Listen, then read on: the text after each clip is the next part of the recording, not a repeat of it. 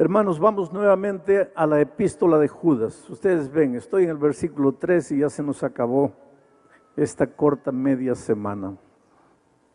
Vamos a leer el versículo 3 y el versículo 4. Amados, ayer vimos eso. Por la gran solicitud que tenía de escribiros acerca de nuestra común salvación, me ha sido necesario escribiros exhortándoos que contendáis ardientemente por la fe que ha sido una vez dada a los santos. Cuando Judas decidió escribir su libro, su carta, él tenía una cosa en mente: voy a explicar el tema de la salvación. No hay tema más sublime que el tema de la salvación, el misterio de la salvación, el misterio de la gracia.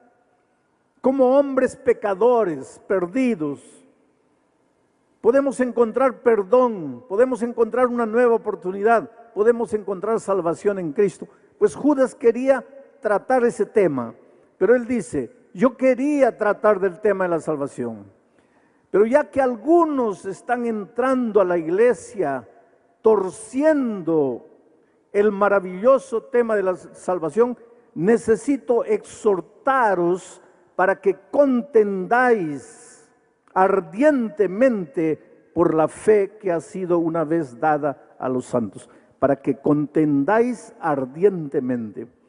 ¿Sabes que hay mucha gente que toma esta orden en el sentido de que hay que pelear por el evangelio, hay que atacar a las personas defendiendo el evangelio, hay que agredir a las personas defendiendo el evangelio porque lo estamos haciendo en nombre de Dios? Oh, queridos, eso es fundamentalismo. Cuando tú atacas a alguien pensando que estás defendiendo el evangelio, necesitas rebautizarte de nuevo, pero hay que llenar el tanque mitad hielo y mitad agua y dejarte 1 hora remojándote ahí, porque tú, en nombre de Dios y en nombre del evangelio, no tienes el derecho de dar rienda suelta a tus instintos no sometidos al Espíritu Santo. Porque la primera característica de alguien que ha sido convertido es el amor, porque Dios es amor. Y si Dios es amor y Él tiene una iglesia en esta tierra, la iglesia de Dios en esta tierra es la iglesia del amor. ¿Cómo tú puedes, en el nombre de Jesucristo, diciendo que estás defendiendo el evangelio, atacar personas, agredir personas? Claro que no agarras piedras, no das tiro a nadie, porque si no ya irías para la cárcel. Pero a veces las palabras son peores que las piedras. Y ahora, en este tiempo de redes sociales, es fácil sentarse en el computador, en el anonimato, y agredir personas. Y en tu cabecita piensas que estás defendiendo el evangelio. Eso no combina con cristianismo. Jesús jamás haría eso. Y si tú eres un seguidor de Jesucristo, debes permitir que el Espíritu Santo reproduzca en tu vida el carácter tierno, manso y dulce del Señor Jesucristo. Pero entonces, ¿qué es lo que Judas está diciendo aquí? Él dice así: he cambiado el propósito, dice. Primero quería hablarles de la salvación, pero he decidido exhortaros que contendáis. Esa palabra contendáis en griego es el verbo epaginosimai, que literalmente quiere decir que agonicéis defendiendo. No que agredáis, sino que agonicéis defendiendo. Que estés dispuesto a morir por el evangelio, pero no a matar por el evangelio, no a agredir por el evangelio, no a ofender por el evangelio. agonizar defendiendo los valores, los principios del Evangelio, a vivir el Evangelio. La mejor manera de defender el Evangelio no es con palabras, es con tu vida. Vive el Evangelio. No hay mejor argumento en favor del cristianismo que un cristiano transformado por el poder de Dios. Mahatma Gandhi, el líder hindú, decía, después de estudiar toda la doctrina cristiana, dijo algo terrible. Dijo, después de estudiar la doctrina cristiana, yo me volvería un cristiano, porque la doctrina es maravillosa. Yo me volvería un cristiano si no fuera por causa de los cristianos. Un cristiano que no ha sido transformado por la gracia de Jesucristo es el peor argumento en favor del cristianismo. Pero mi texto para esta noche no es ese. Eso ya vimos anoche. Dice, yo he decidido exhortaros que contendáis ardientemente por la fe que ha sido una vez dada a los santos. Porque algunos hombres han entrado encubiertamente, esa palabra encubiertamente en griego es la palabra metaschematizo, de donde viene nuestra palabra metamorfosis. Es decir, algunos hombres han entrado, pero entran pareciendo una cosa y se van transformando, se van metamorfoseando, y después se muestran como son, pero entran de mansito, entran como que aceptan el Evangelio, pero de repente comienzan a cambiar, comienzan a metamorfosearse. Entran disimuladamente, dice, porque algunos hombres han entrado encubiertamente, metamorfoseándose. Y estos hombres desde antes habían sido destinados para esta condenación. Y miren cuál era el problema de ellos. Dos, primero, estos hombres impíos convierten en libertinaje la gracia de nuestro Dios. Primer problema. Toman la gracia de Jesucristo y la transforman en libertinaje. Y segundo problema, y con este hecho niegan al propio Dios, al único soberano, a nuestro Señor Jesucristo. Vamos a analizar estos dos conceptos de apostasía que comenzaban a entrar en la iglesia. Dice, estos impíos convierten la gracia de Dios en libertinaje. Trata de pensar lo que está diciendo Judas. Estos impíos tratan de convertir la gracia de Dios en libertinaje. Quiere decir que esta gente habla de la gracia. Esta gente predica acerca de la gracia. Esta gente enseña acerca de la gracia. Pero Judas le dice, estos impíos. ¿Cómo puede alguien que cree en la gracia ser impío? ¿Cómo puede alguien que predica, que enseña, que canta sobre la gracia ser impío? Pero es lo que Judas dice. ¿Y por qué los llama impíos? La raíz de impío, malo, malvado, pero que entra disfrazado a las filas de la iglesia. Estos impíos toman un tema tan lindo, tan maravilloso como es la gracia de Jesucristo. ¿Qué es lo que te enseña la gracia de Jesucristo? Hijo, no importa quién eres, no importa cómo vives, no importa lo que has hecho, ven a los brazos del Señor Jesucristo para nacer de nuevo, ven para que seas transformado. Pero ¿qué hacen estos impíos? Ellos te dicen así, ven, la gracia de Jesucristo es abundante. No necesitas hacer nada para salvarte porque Cristo lo hace todo. Tú puedes continuar viviendo en tu pecado, pero Dios es amor y como Dios es amor, ya estás salvo. Dios es amor, su amor no va a acabar nunca y como no va a acabar nunca, tú puedes continuar viviendo tu vida de pecado y vas a ser salvo, porque como Dios es amor, finalmente todos se van a salvar. La diferencia es bien sutil. La verdadera gracia de Cristo no es solamente gracia perdonadora, es gracia transformadora.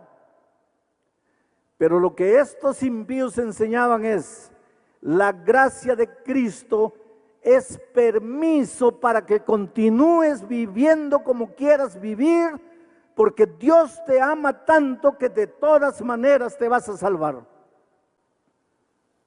Y querido, nunca como hoy hemos vivido en tiempos cuando la gracia maravillosa de Cristo ha sido transformada en libertinaje. Libertinaje no es libertad, porque la libertad demanda responsabilidad, el libertinaje no. El libertinaje es hacer lo que tú quieres, vivir como tú quieres, andar como tú quieres y por donde tú quieres. Eso es libertinaje.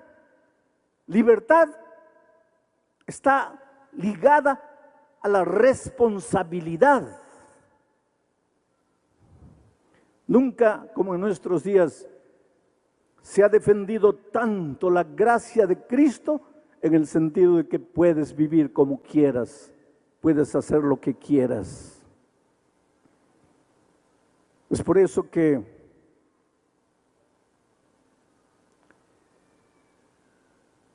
un hombre que duerme con otro hombre y no quiere abandonar el camino del pecado,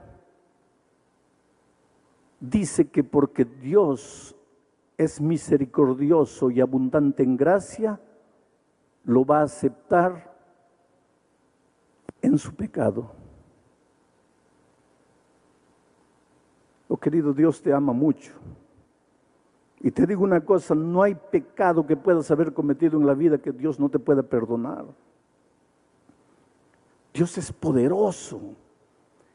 No hay nada en tu vida que Dios no pueda transformar. Puedes venir a Él, leproso, inmundo, sucio, caer a sus brazos, pero su poder, su gracia, su amor te transforma. No te deja como estás.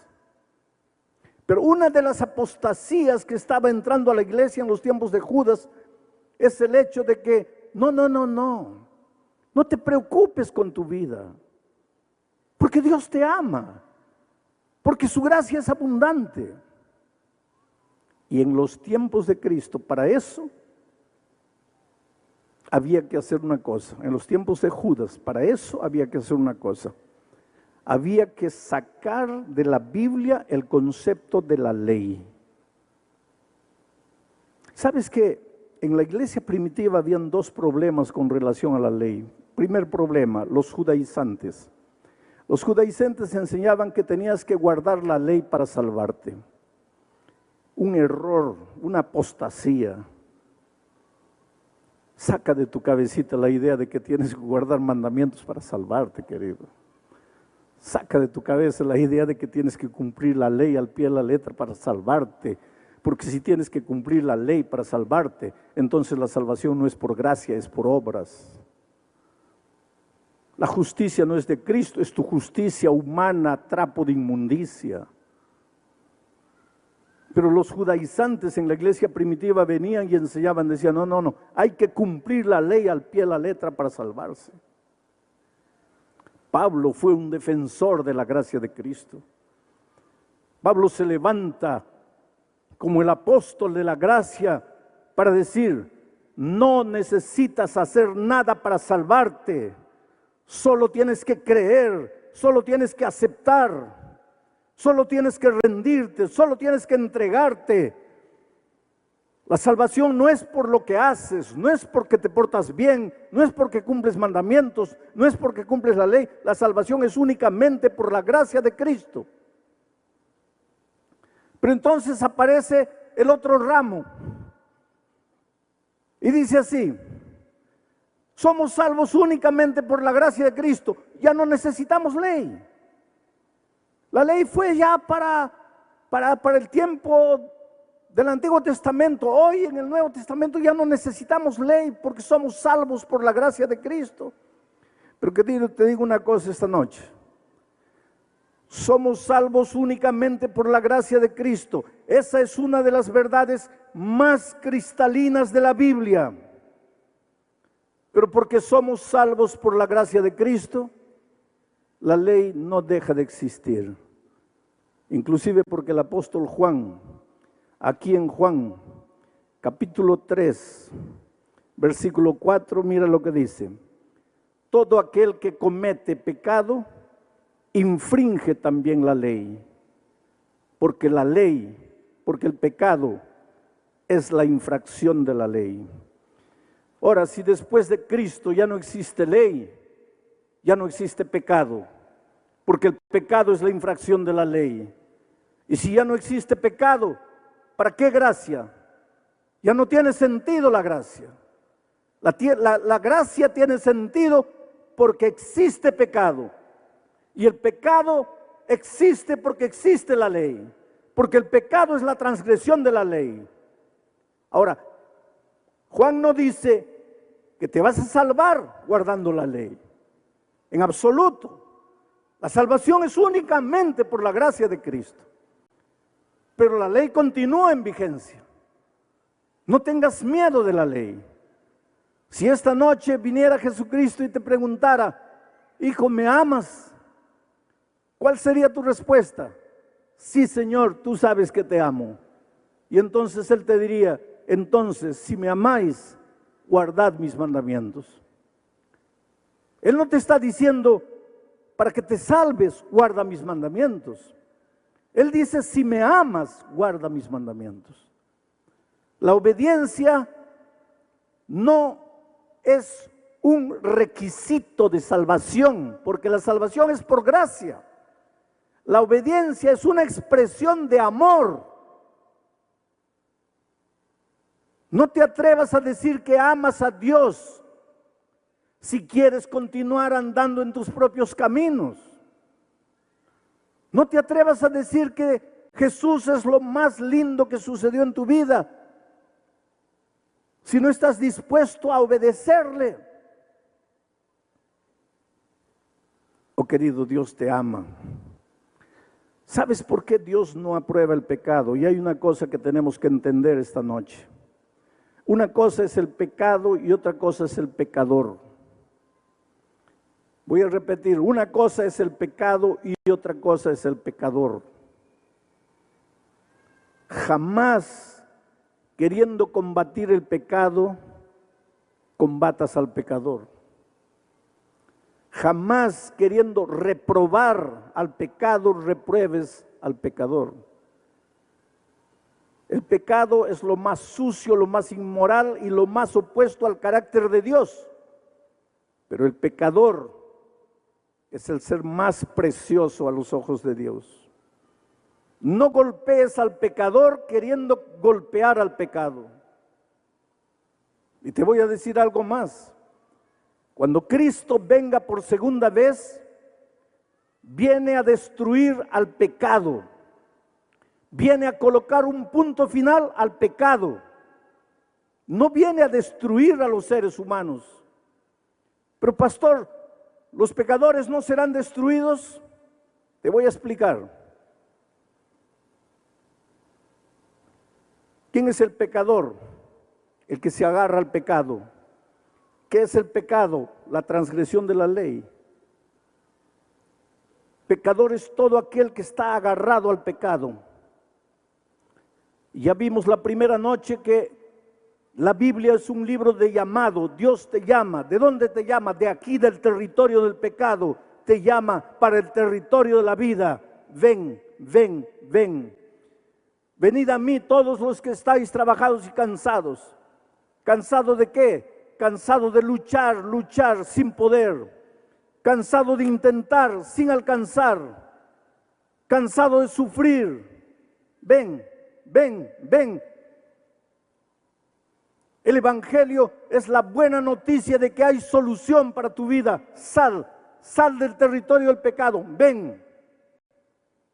Dios no te puede tomar por la fuerza y arrancar del territorio del pecado. Tú tienes que querer. Tú tienes que decir sí. Jesús te llama y te dice, ven, ven, ven.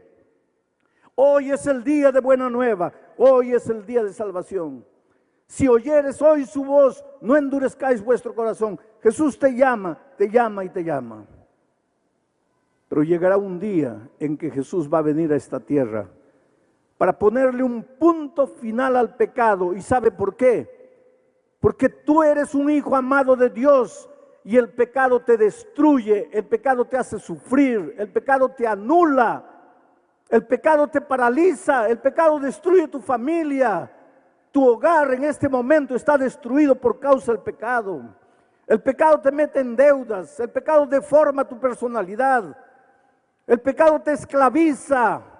Dios no te creó para ser esclavo, Dios no te creó para vivir endeudado, Dios no te creó para vivir prisionero de los vicios, Dios te creó para libertad, Dios te ama.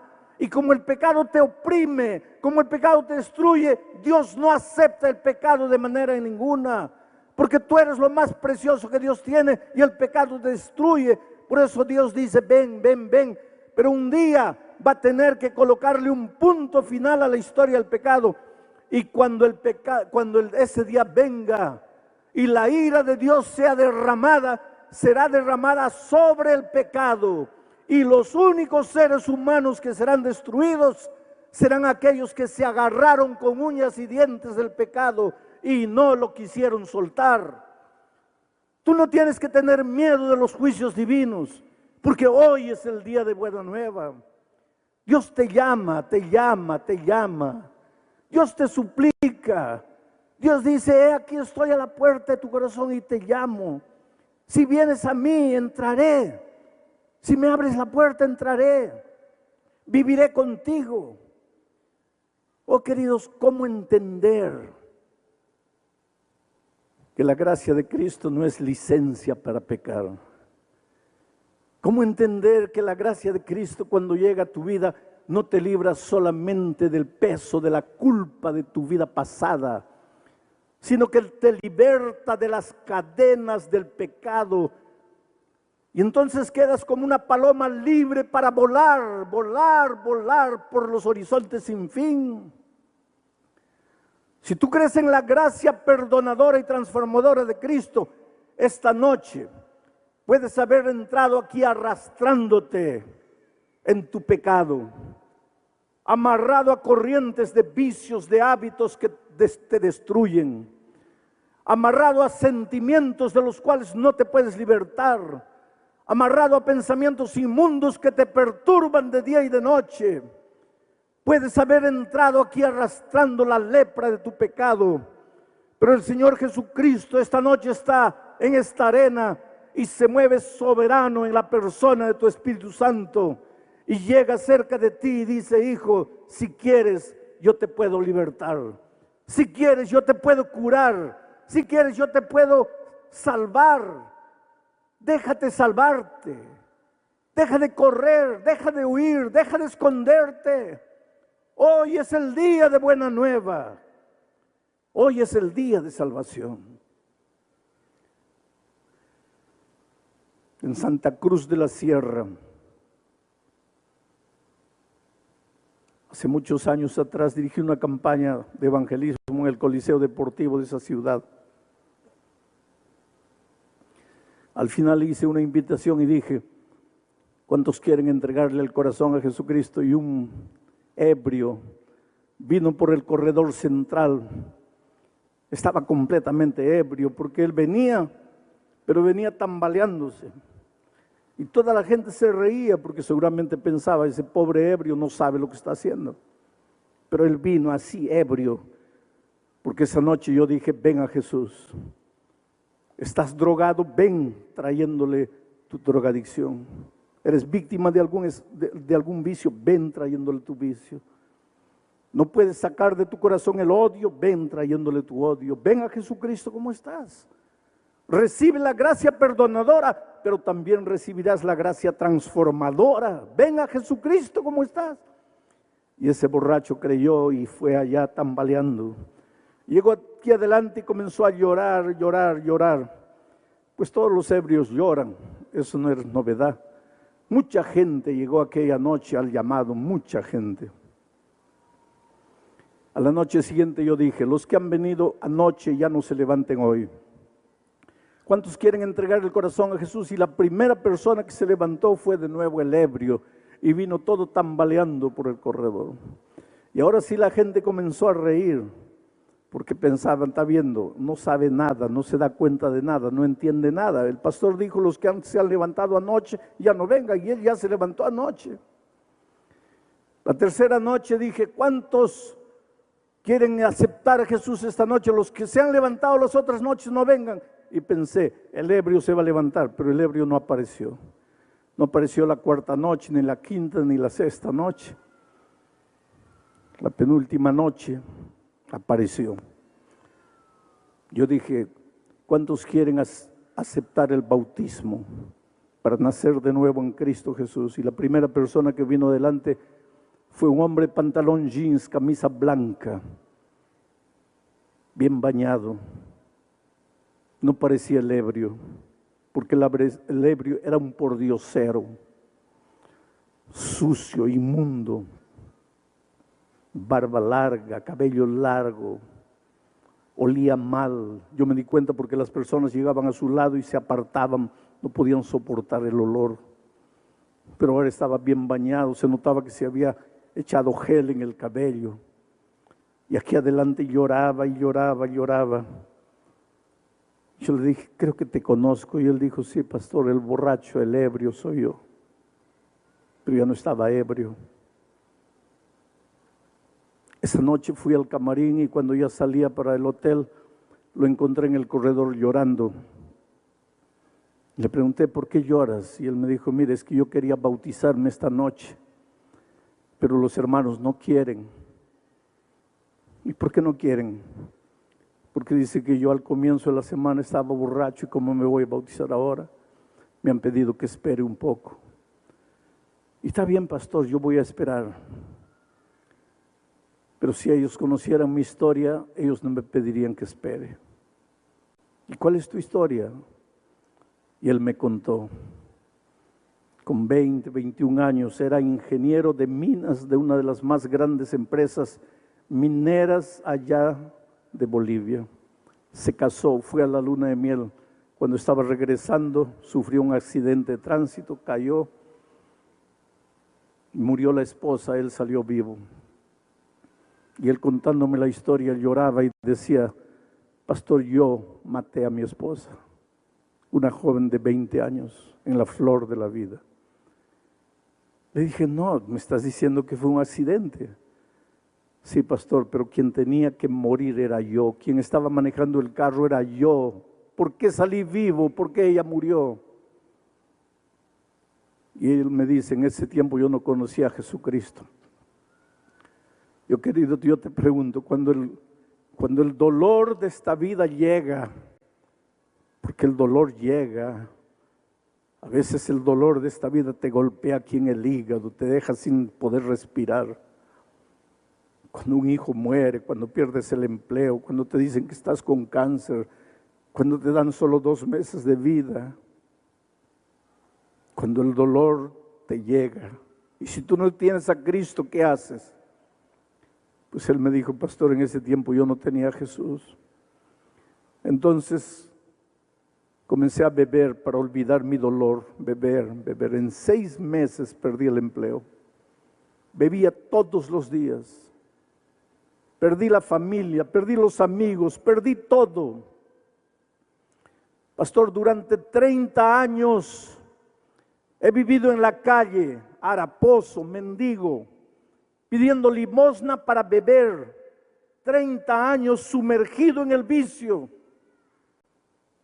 durmiendo en los cementerios, durmiendo en la calle. Y la primera noche que entré aquí, yo no entré porque quería escuchar el evangelio, sino porque la puerta estaba abierta. Y a pesar que yo estaba borracho, entendí lo que usted dijo, que Jesús me ama, que Jesús podía transformar mi vida. Y cuántas veces yo, en las noches frías, levanté los ojos al cielo y dije: Dios mío, ¿para qué vine al mundo? ¿Para qué estoy aquí? ¿Para qué nací? Y ahora usted me decía que si le entregaba mi vida a Cristo, su gracia perdonadora sería también su gracia transformadora. Y yo creí, pastor, y por eso la primera noche, así ebrio, fui adelante. Y la segunda noche, ¿usted piensa que yo no entendí? Yo entendí. Usted dijo que no vinieran las personas de la noche anterior, pero es que la noche anterior, después de aceptar a Jesucristo, yo salí y continué bebiendo.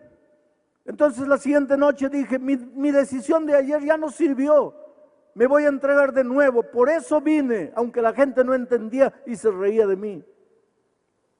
Pero esa noche salí y ya no bebí. Y pastor, hoy está completando 5 días, después de 30 años que he bebido todos los días. Hoy completo 5 días sin colocar una gota de alcohol en mi boca. Eso es un milagro.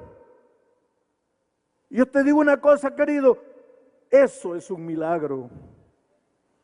La vida cristiana está hecha de milagros.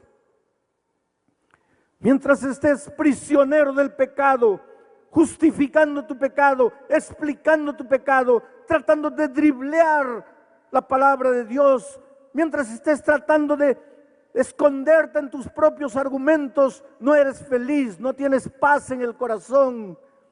Necesitas rendirte, necesitas entregarte. Hoy es el día de buena nueva, hoy es el día de salvación. Y ese hombre se entregó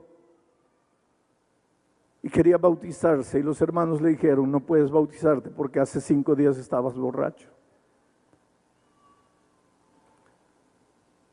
Había un hermano que estaba al lado escuchando todo y se acercó y lo abrazó emocionado y le dijo: hermano, perdóname, soy yo el que dije que no podías bautizarte, pero es que yo no conocía tu historia. Si tú quieres, puedes bautizarte. Yo te digo una cosa en el nombre de Jesús: no juzgues a las personas.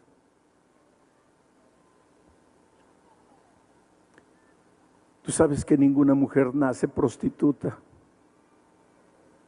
La vida la hace así. Nadie nace drogadicto, la vida lo hace así. No juzgues a nadie. Qué Dios maravilloso que no te juzga a ti, que te acepta como eres. Pero no te acepta para pasarte la mano y decirte: hijito, sigue pecando, que yo te amo. No. Te acepta y te dice: hijo, viviendo la vida que estás viviendo no eres feliz. Entonces yo te acepto para transformarte, para hacerte un hombre nuevo, una mujer nueva, para que